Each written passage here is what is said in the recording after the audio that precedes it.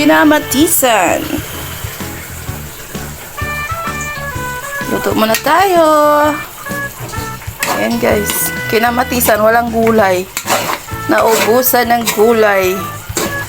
So, yan lang ang solusyon. Kinamatisang ribs. Mabuti may saka akong ribs. Yan.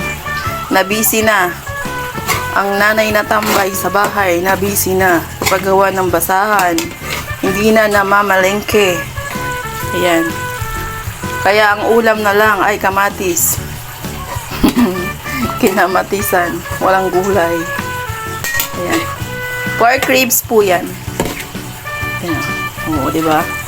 The pork ribs. Wala yung taba. Laman-laman po yan. Buto-buto. Ito yan. Ang labo na. So, ganyan. So, may kamatis. Ginisa. Wala din tayong sibuyas. So, ginisa lang natin dito sa bawang, kamatis. Yun.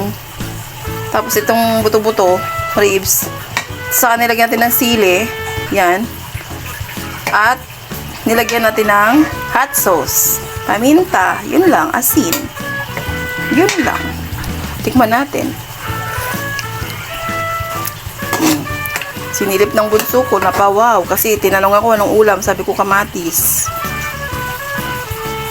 Pag ganito daw ang ulam ng kamatis lang pala to, dapat daw lagi daw kakain ng kamatis. Kukarit yung bunso ko, no?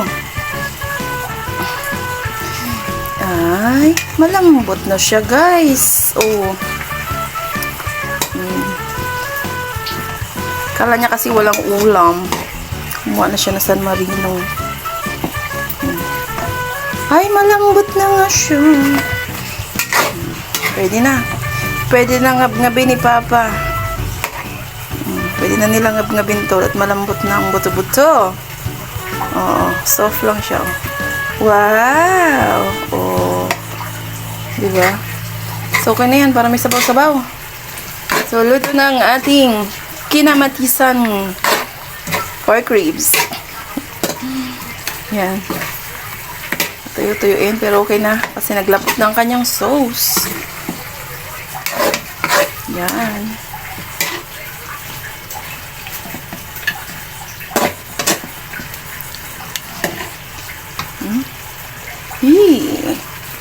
Apat na kamatis lang yan. Kaso lang, mayroon siyang hot sauce.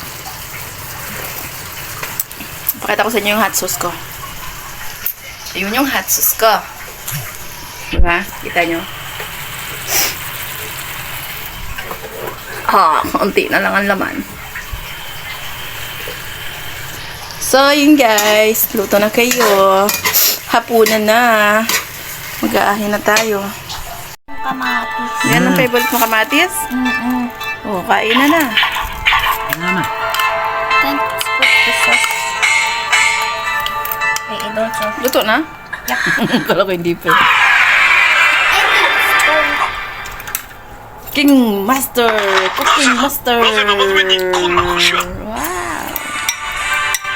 It's spicy. Papa is spicy. It's spicy. Hi there.